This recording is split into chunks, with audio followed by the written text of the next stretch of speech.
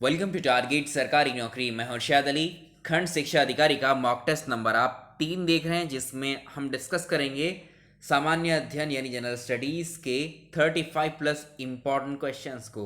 Video को please आपसे request है लाइक कर दीजिए, और जो लोग इस चैनल को अभी तक सब्सक्राइब नहीं कर पाए हैं वो सब्सक्राइब कर लीजिएगा और बेल आइकन भी प्रेस कीजिएगा ताकि हमारे वीडियोस के नोटिफिकेशन आपको समय से मिलते रहें। पहला क्वेश्चन देखिए।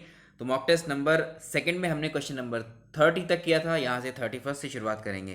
पहला सवाल है इस मॉक टेस्ट का, निम्नलिखित में से कौन सिंधु घाटी सभ्यता की देन मानी जाती है। तो यहाँ पर 4 स्टेटमेंट आपको दिए हैं। ये स्टेटमेंट एक्चुअली जो इंडस वैली सिविलाइजेशन थी उसके फीचर्स हैं।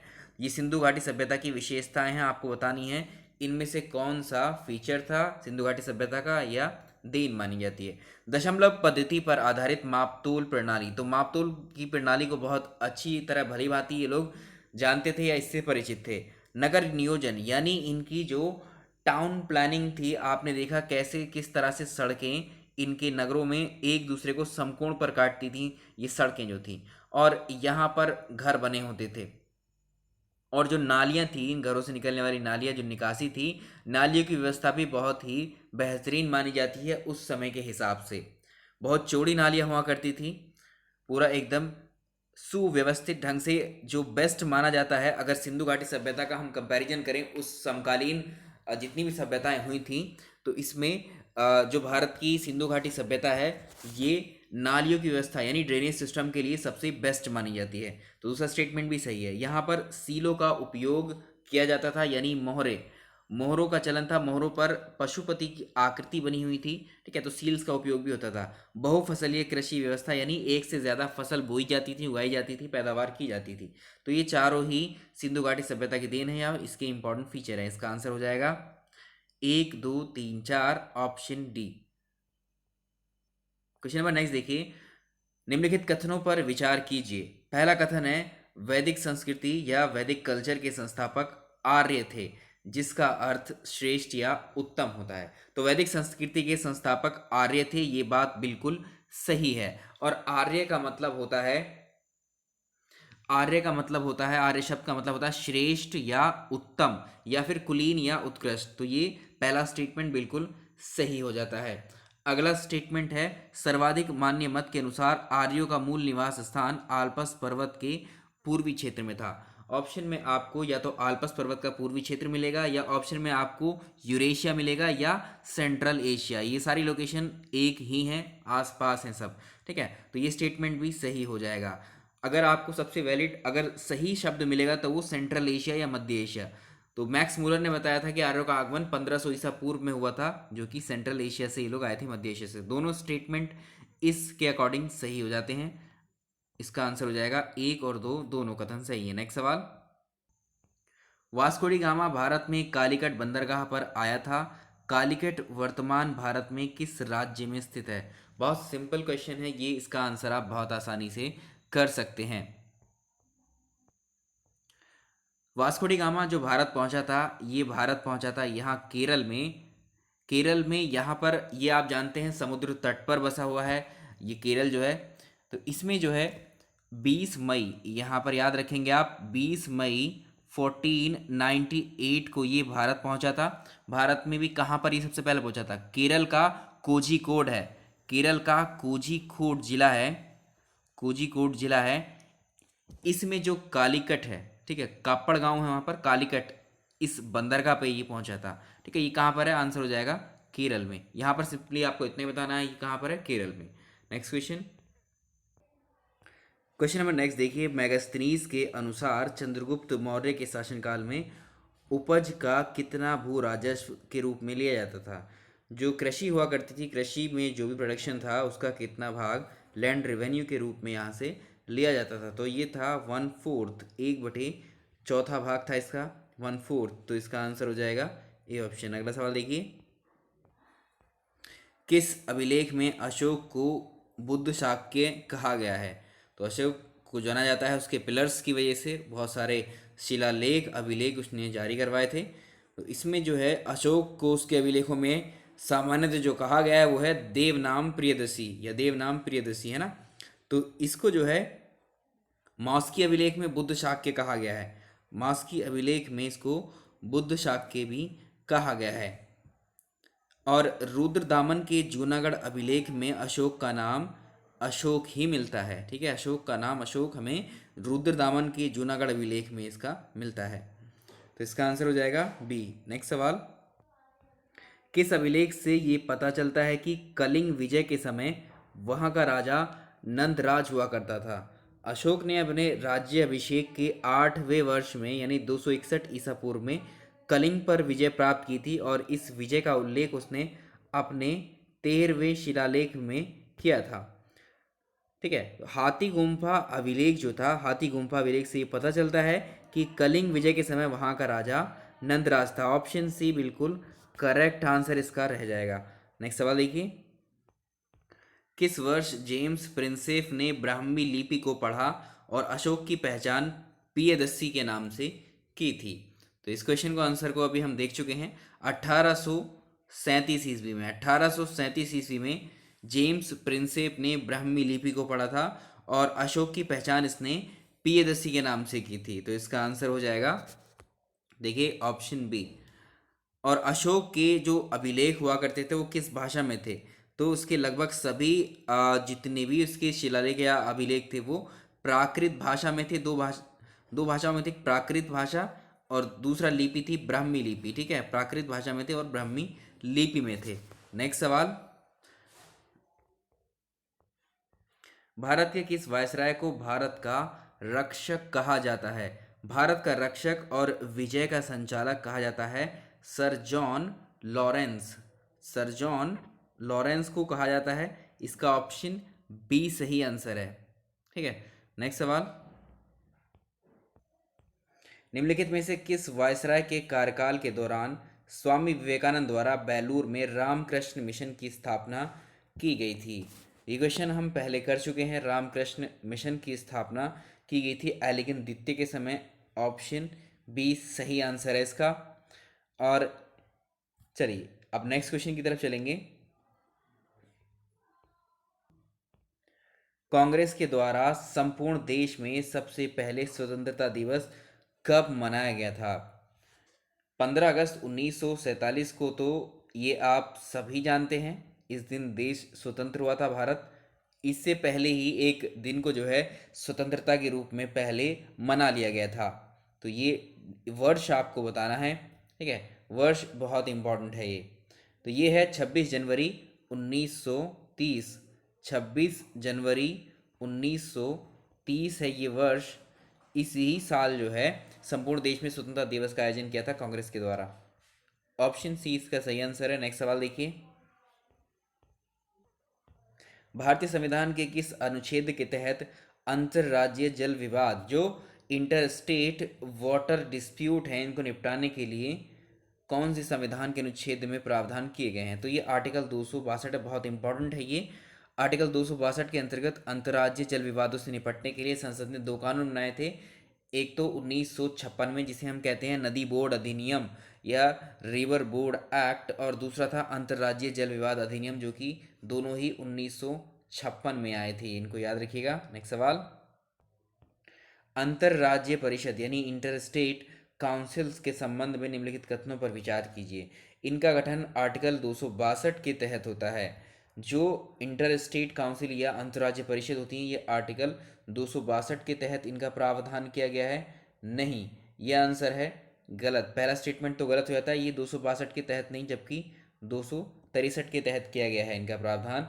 ठीक है, इनके गठन की बात। तो राष्ट्रपति सार्वजनिक हित में इस परिषद का गठन करते हैं और इस परिषद का कार्य जो है एक तरीके से सलाहकारी होता है। ठीक है, एडवाइजरी बॉडी है ये। तो इनके कर्तव्यों का निर्धारण मंत्रिमंडल के द्वारा किया जाता है। तो इसका स्टेटमेंट ये भी गलत है। जबकि जो भारत का राष्ट्रपति है इस परिषद का गठन भी वही करता है और राष्ट्रपति ऐसी परिषद के कर्तव्य, संगठन, उसकी प्रक्रियाओं को भी परिभाषित करता है, निर्धारित करता है, ना कि मंत्रिमंडल। ठीक है, तो ये दोनों स्टेटमेंट गलत हो जाते हैं आपके, ना तो एक और ना ही दो। अगला सवाल, क्षेत्रीय परिषद जिन्हें हम जोनल काउंसिल कहते हैं एक सांविधिक निकाय है जिसका गठन संसद के द्वारा पुनर्गठन अधिनियम बनाकर किस वर्ष पारित किया गया था? देखिए डी ऑप्शन है राज्य पुनर्गठन अधिनियम 1956 के तहत। तो ये क्षेत्रीय परिषदें सांविधिक सांविधिक निकाय होती हैं। इनका गठन संसद के द्वारा अधिनियम अधिनियम बनाकर किया गया, जिसे हम कहते हैं राज्य पुनर्गठन अधिनियम 1956। इस कानून ने देश को 5 क्षेत्रों में बांट दिया।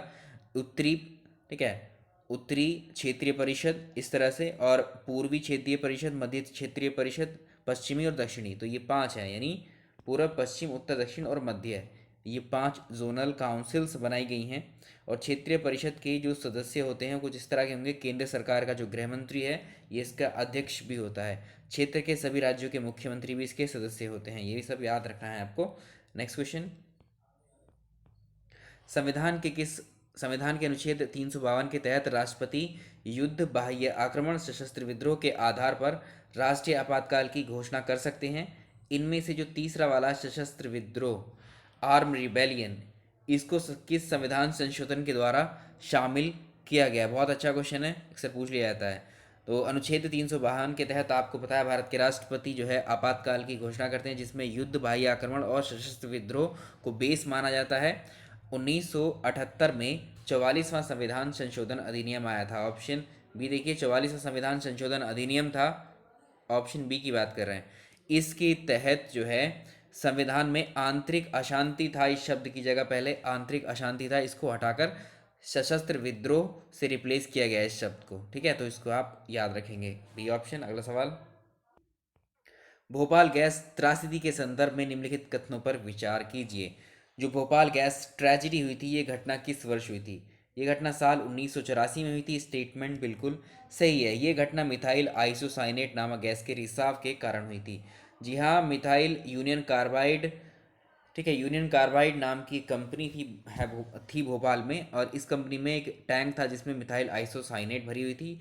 ये टैंक लीक हो जाता, जिसकी वजह से, इसकी लीकेज की वजह से बहुत सारे लोगों की मृत्यु हो जाती है। और इसका आंसर हो जाएगा इस तरह से। दोनों स्टेटमेंट सही हो गए, 1 और 2 दोनों। नेक्स्ट सवाल, अगला सवाल देखिए, निम्नलिखित कथनों पर विचार कीजिए। मानव शरीर को कार्बोहाइड्रेट द्वारा ऊर्जा मिलती है। तो कार्बोहाइड्रेट किसका सोर्स होते हैं? कार्बोहाइड्रेट्स ऊर्जा प्रदान करते हैं हमारे शरीर को। स्टेटमेंट सही है। तो वे रासायनिक यौगिक होते हैं जिसमें कार्बन, हाइड्रोजन, ऑक्सीजन होते हैं। तो कार्बोहाइड्रेट कार्बनिक यौगिक होते हैं जो पचने के बाद में ग्लूकोज में परिवर्तित हो जाते हैं, और ग्लूकोज ऑक्सीजन के द्वारा ऑक्सीकृत होकर हमारे शरीर को ऊर्जा प्रदान करती है। दोनों स्टेटमेंट बिल्कुल सही हुए, पहला स्टेटमेंट एंड दूसरा स्टेटमेंट सही है। अफीम में मॉर्फिन की प्रतिशत मात्रा कितनी होती है?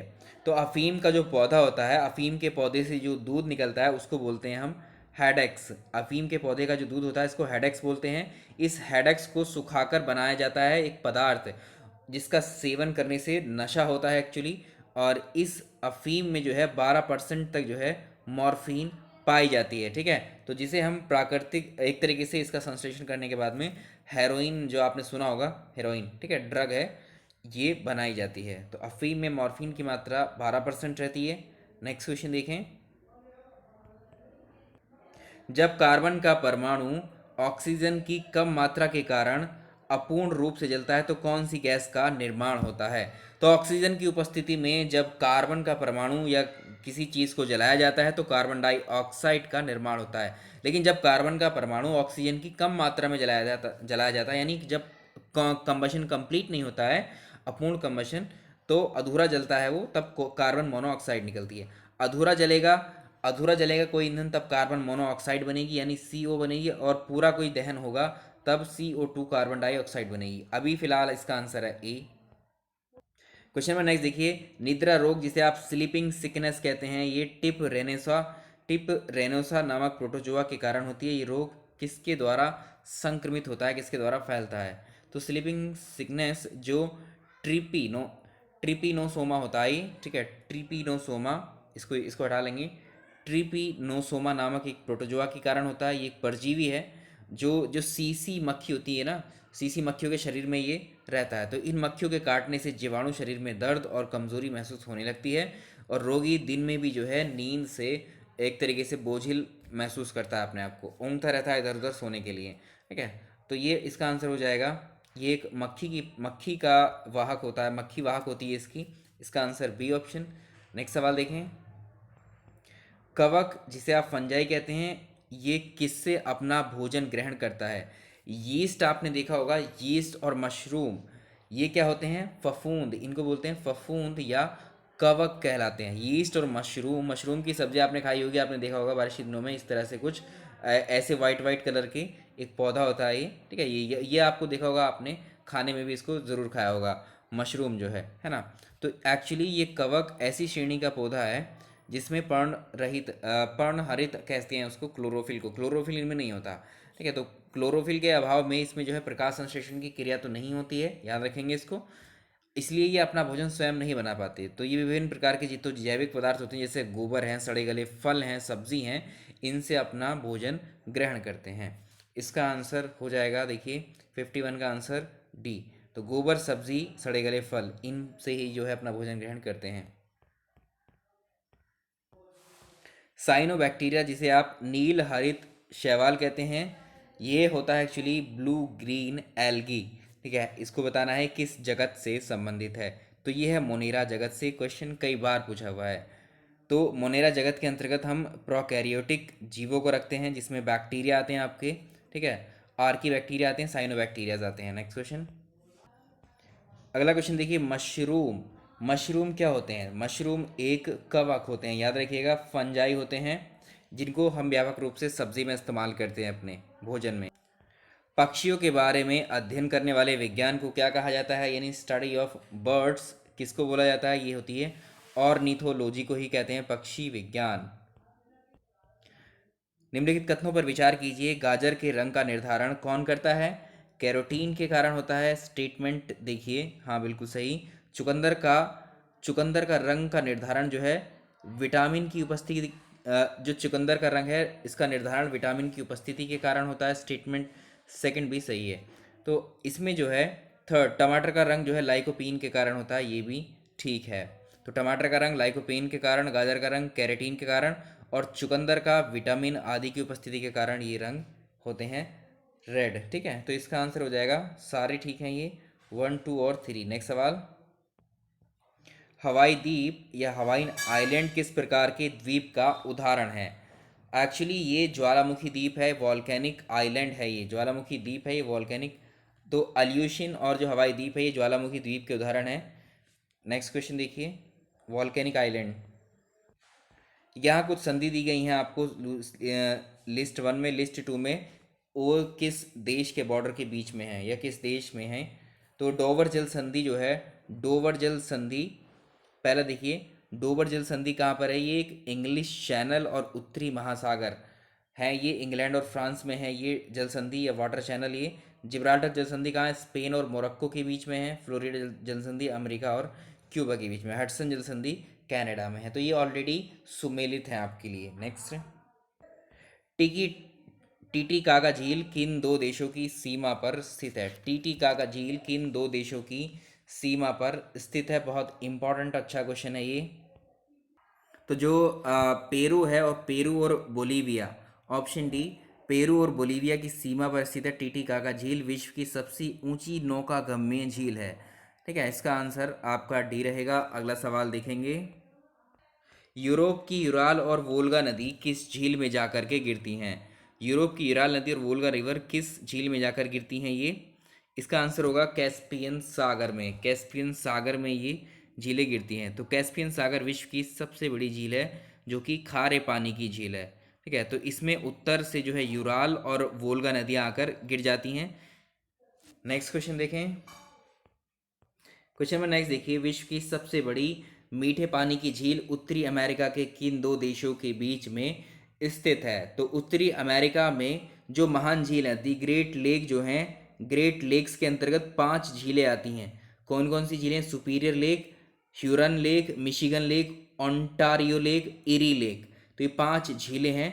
इसमें सुपीरियर झील जो है, ये मीठे पानी की विश्व की सबसे बड़ी झील है, जो किस किस के बीच में है?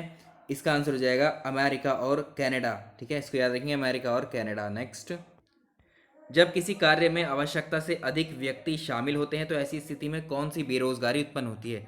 जब किसी काम में ज़रूरत से ज़्यादा व्यक्तियों को, ज़रूरत से ज़्यादा हम युवाओं को या किसी भी व्यक्ति को, पर्सन को शामिल करते हैं, जबकि उतने लोगों की ज़रूरत हमें नहीं होती है। मान लीजिए काम तो है हमारा, हमारे पास सिर्फ 4 आदमियों का, और हम जो है यहाँ पर लगा दे रहे हैं 7 या 8 लोग। तो ये क्या है, ये एक्स्ट्रा जो बेरोज़गारी उत्पन्न हुई है इससे, तो ये कौन सी प्रच्छन्न बेरोज़गारी इस तरह की जो होती है, प्रच्छन्न बेरोज़गारी होती है। नेक्स्ट क्वेश्चन नंबर नेक्स्ट देखिए, तकनीकी परिवर्तन के कारण, तकनीकी परिवर्तन के कारण उत्पन्न बेरोजगारी कौन सी कहलाती है इनमें से। तो किसी देश की जो उत्पादक जो संस्थाएं होती हैं, फैक्ट्रीज या कंपनीज होती हैं, अगर उत्पादक संस्थाओं की संख्या में कमी हो जाती है, तकनीकी परिवर्तन आदि कारण से जो रोजगार के अवसर हैं वो सीमित हो जाते हैं, लिमिटेड हो जाते हैं, तो श्रम शक्ति का एक बड़ा भाग इससे बेरोजगार हो जाता है। इस समस्या को हम कहते हैं संरचनात्मक बेरोजगारी। ये हम इकोनॉमिक्स में पढ़ रहे होंगे ये सब। इस मॉक टेस्ट में हम इतने ही क्वेश्चंस रहने देते हैं। आपसे रिक्वेस्ट है, प्लीज़ इसको लाइक कर दीजिएगा, शेयर ज़रूर कीजिएगा अपने फ्रेंड्स के साथ, और चैनल को अगर सब्सक्राइब नहीं किया है तो सब्सक्राइब कर लीजिएगा, बेल आइकन भी प्रेस कर लीजिएगा। Thank you so much.